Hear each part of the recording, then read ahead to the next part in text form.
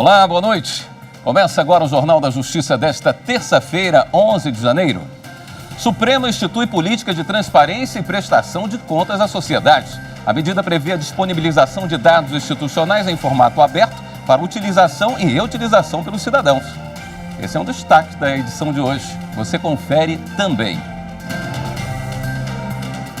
Ministro Gilmar Mendes derruba a decisão que impedia emissoras de TV do Rio Grande do Sul de divulgar reportagens sobre suspeitas envolvendo o prefeito do município de Bagé.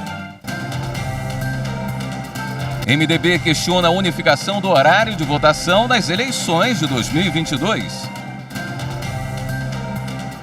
Portaria autoriza trabalho remoto no Supremo até 31 de janeiro.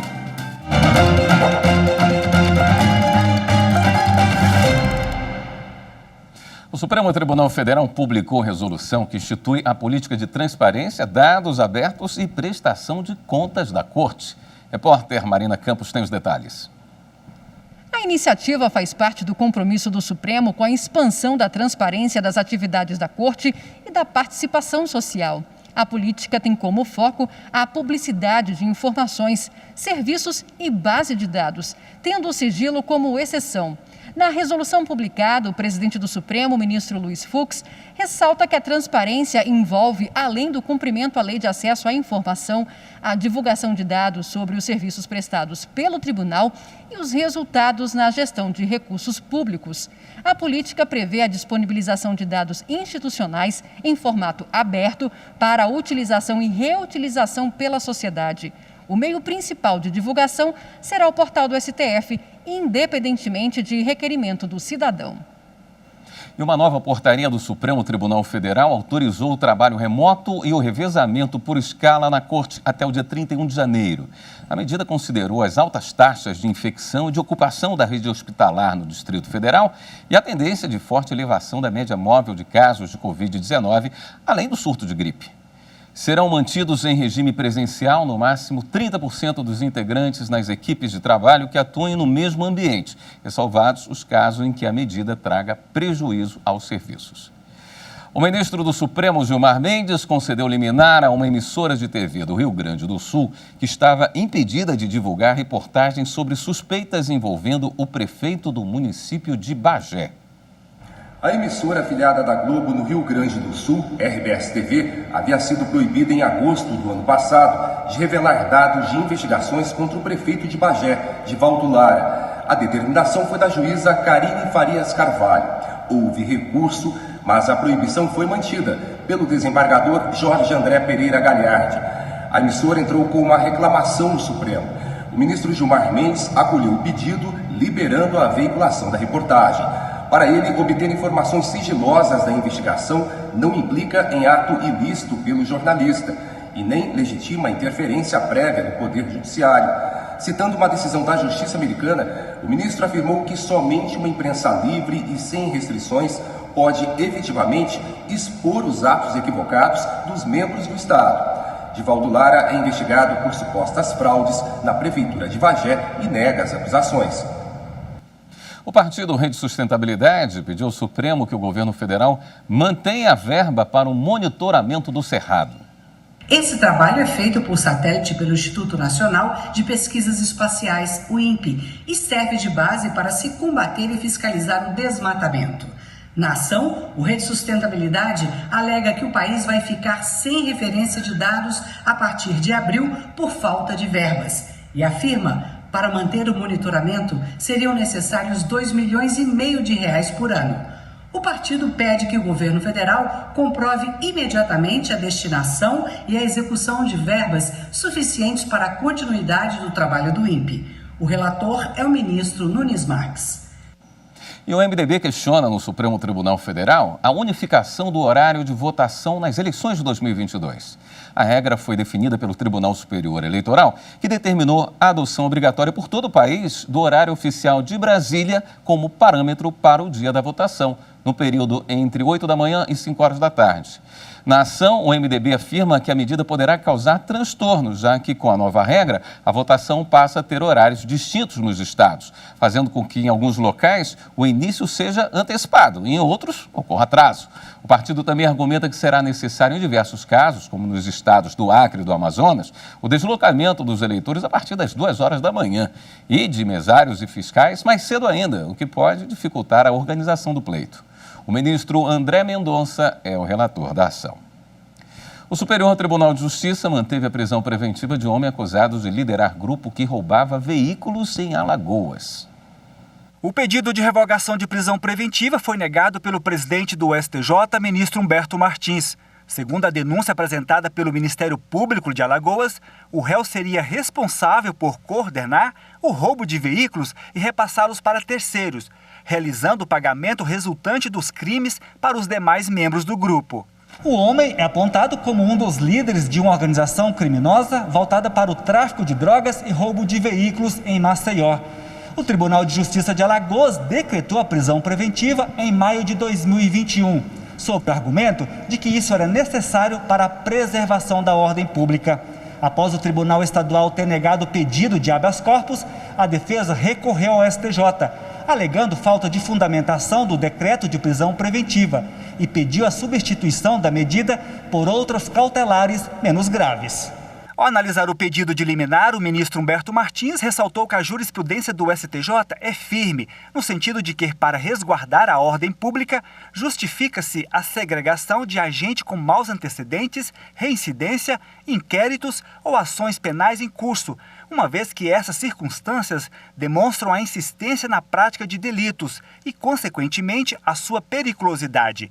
O presidente do STJ afirmou que, no caso específico, não há ilegalidade capaz de justificar o deferimento da liminar durante o plantão judiciário. Após o parecer do Ministério Público, o mérito do habeas corpus será julgado pela 6ª turma. E o presidente do Superior Tribunal de Justiça também negou pedidos de liminar em habeas corpus a um homem condenado por estupro de vulnerável, produção e compartilhamento de pornografia infantil. O réu foi alvo de investigações da Polícia Federal e teve a pena fixada pelo Tribunal Regional Federal da 3ª Região em 21 anos e 1 mês de reclusão. A defesa alega ocorrência de constrangimento ilegal decorrente de excesso de prazo da prisão preventiva, visto que a condenação ainda não é definitiva, estando pendente a análise de recurso especial no STJ. Para a defesa, o decreto de prisão não está fundamentado, sendo que a última reavaliação teria sido feita há mais de 90 dias. Para o ministro Humberto Martins, no entanto, não há, no caso, flagrante ilegalidade que justifique o deferimento da liminar durante o regime de plantão. O ministro observou que, na decisão dos embargos opostos ao julgamento da apelação, a necessidade da prisão foi justificada para impedir a prática de outros crimes, ou seja, para garantir a ordem pública e para assegurar a aplicação da lei. A Advocacia Geral da União se posicionou hoje no Supremo contra a obrigatoriedade da vacinação infantil para a Covid-19. A manifestação se deu em ação apresentada pela Confederação Nacional dos Trabalhadores Metalúrgicos, que pede a imunização obrigatória de crianças e adolescentes. Segundo a AGU, o acolhimento do pedido seria uma afronta à separação dos poderes, porque a elaboração e implementação das políticas públicas de saúde é responsabilidade do Poder Executivo. No documento, a advocacia defende que o governo federal tem estabelecido as melhores orientações relativas às condutas médicas, adotando recomendações embasadas em evidências científicas e diretrizes nacionais e internacionais sobre os cuidados com a doença. O caso, que está sob relatoria da ministra Carmen Lúcia, será julgado direto no plenário do Supremo. E veja a seguir, STF abre inscrições para cargo de conselheiro do Conselho Nacional do Ministério Público em vaga de juiz. Voltamos em instantes.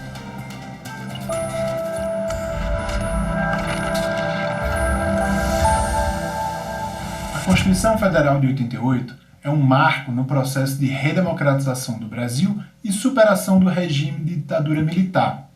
Cada artigo, parágrafo, inciso, cada direito previsto na nossa Constituição é fruto de muito debate, discussão e, acima de tudo, de participação e mobilização popular.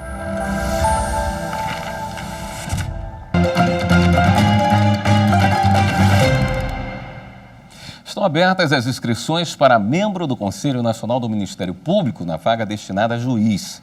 O órgão é responsável pela fiscalização administrativa e disciplinar do MP.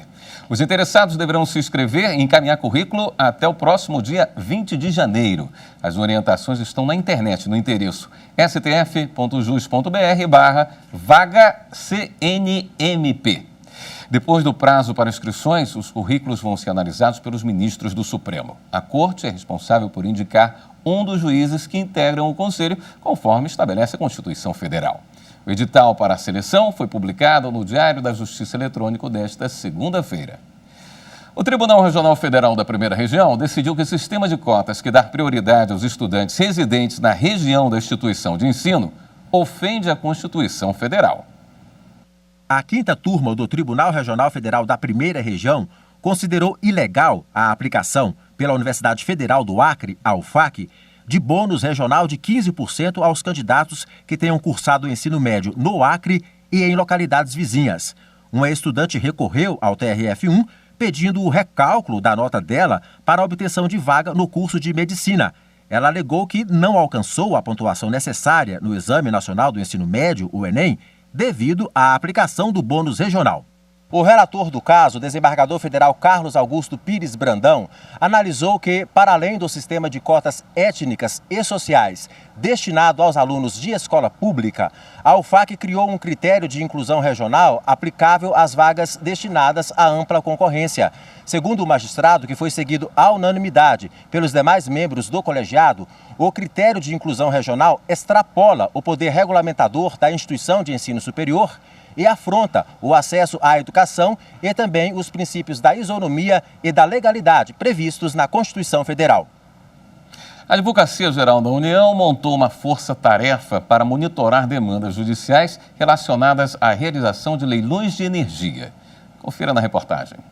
A Advocacia Geral da União assegurou a conclusão, com êxito, de 2 leilões de energia realizados pela Agência Nacional de Energia Elétrica, pelo Ministério de Minas e Energia e pela Câmara de Comercialização de Energia Elétrica. Com os certames, estão previstos investimentos de 2,9 bilhões de reais na expansão do setor elétrico nos próximos 30 anos, além da contratação de capacidade energética para garantir a segurança do abastecimento no país. O leilão de transmissão, ele buscou contratar a construção de instalações de transmissão e a prestação do respectivo serviço em diversos pontos do país.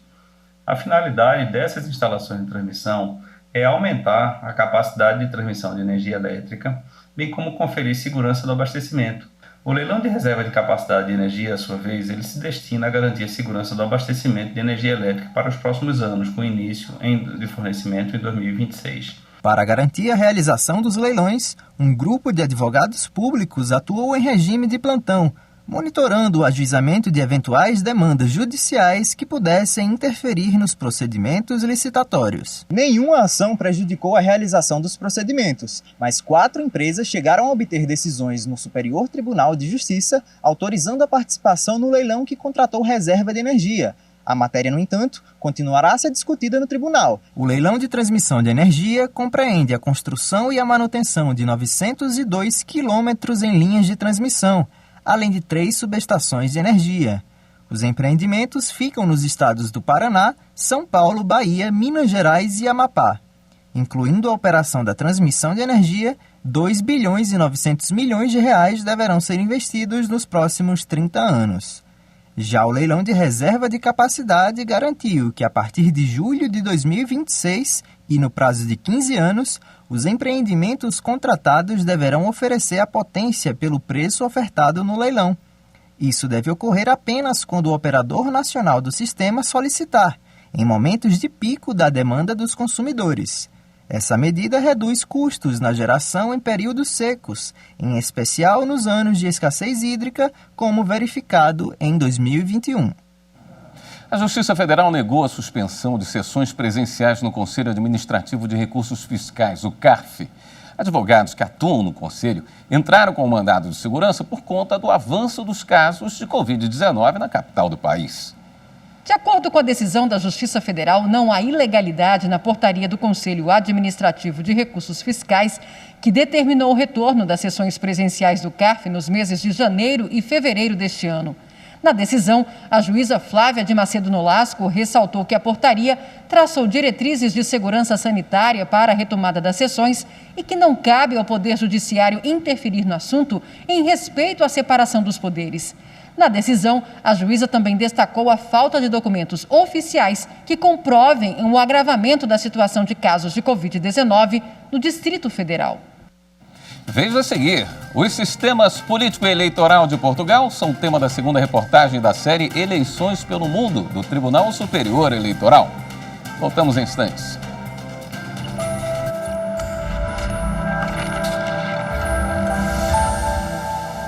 A nossa Constituição Federal, promulgada em 1988, ela contou com a colaboração de várias classes sociais na sua elaboração.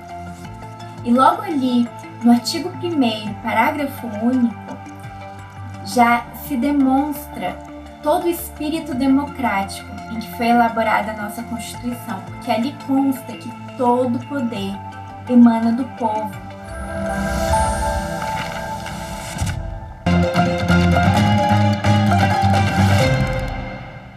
Na segunda reportagem da série Eleições pelo Mundo, do Tribunal Superior Eleitoral, você vai conhecer os sistemas político e eleitoral de Portugal. No país europeu, que tem presidente e primeiro-ministro, o voto é facultativo a partir dos 18 anos.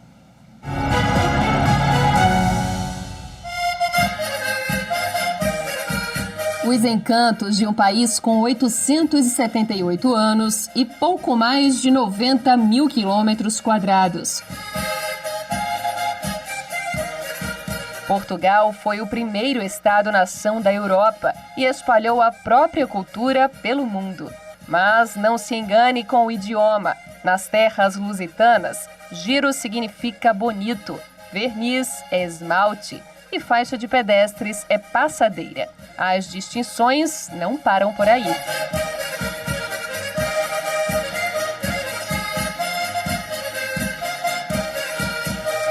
No país europeu, que tem cerca de 10 milhões e 600 mil habitantes, impera o semipresidencialismo. Existe uma presidente ou um presidente da República que é eleito pelo povo, mas também há uma primeira ou um primeiro-ministro, nomeado pelo presidente. O voto é a partir dos 18 anos, nos 5 tipos de eleições que existem. Entre eles, as presidenciais, a cada 5 anos. Cíntia tem 31 anos e nasceu em Moçambique, na África Oriental. Filha de uma moçambicana e de um português, ela foi morar em Portugal com 18 anos. Passou a se informar sobre a política e votou pela primeira vez em 2019, nas eleições para a Assembleia da República. Elas ocorrem a cada 4 anos para que sejam escolhidos 230 deputados e deputadas. Não há senadoras ou senadores em Portugal. Eu acho que o voto representa, acima de tudo, liberdade. Se formos a falar de mulheres negras, no meu caso, ou mestiças, o processo ainda é mais complexo. Portanto, para mim representa muito, representa liberdade, significa que vivemos num país democrático, livre.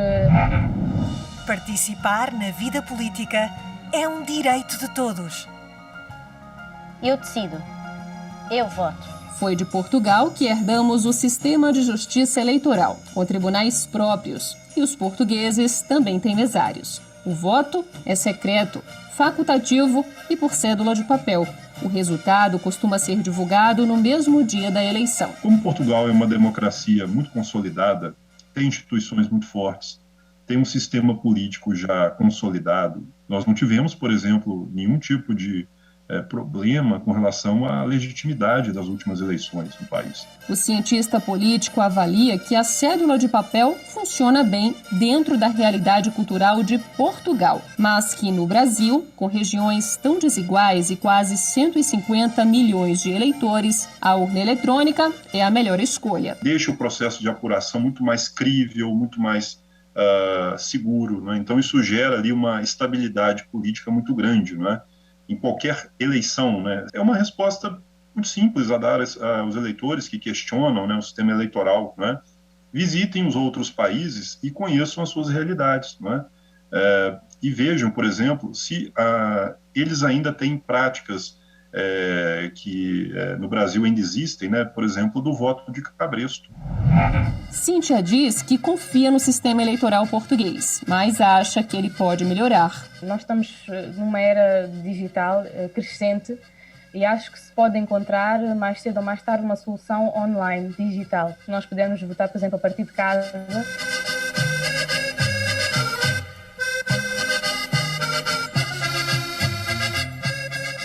E então, aprendeu sobre as eleições em Portugal? Na terceira reportagem da série Eleições pelo Mundo, vamos falar sobre Moçambique, um país do sudeste africano que já foi colônia portuguesa e também usa o voto de papel. Será que há mais semelhanças ou diferenças com relação ao sistema de votação brasileiro?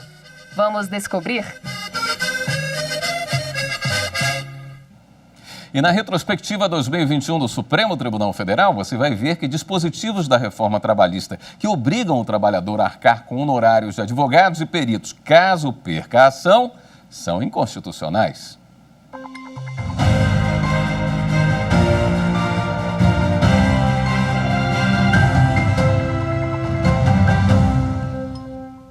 A reforma trabalhista de 2017 fez mudanças na consolidação das leis do trabalho.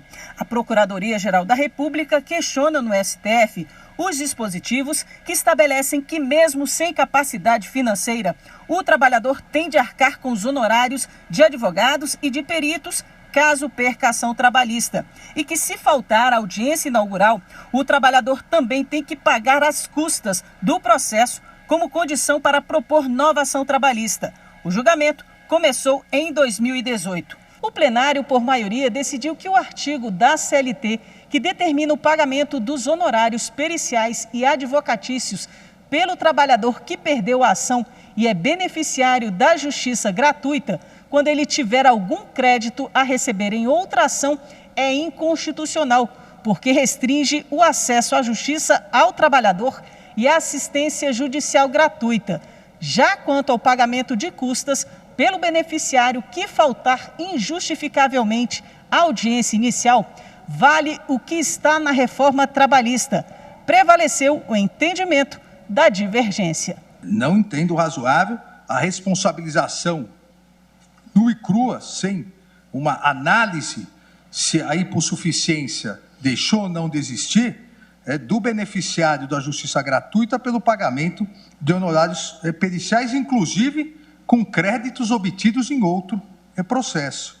Da mesma forma, não entendo razoável e proporcional aqui o pagamento de honorários de sucumbência pelo beneficiário da justiça gratuita, da mesma forma, sem demonstrar que ele deixou de ser hipossuficiente, e mesmo, desde que não tenha obtido em juízo, ainda que em outro processo.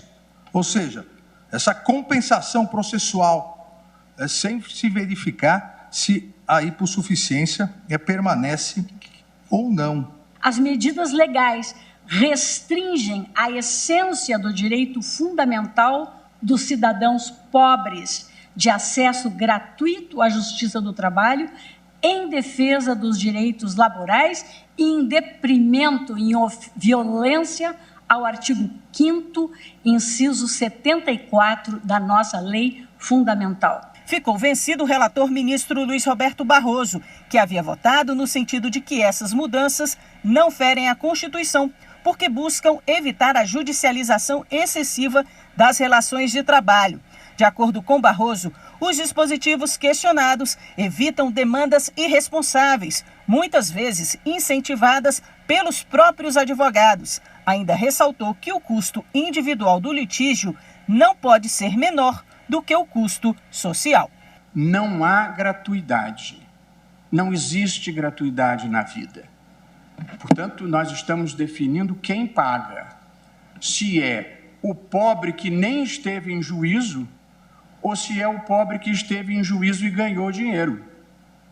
Eu acho que faz mais sentido que seja o pobre que esteve em juízo e ganhou dinheiro do que o pobre que não litigou e não teve nenhum proveito.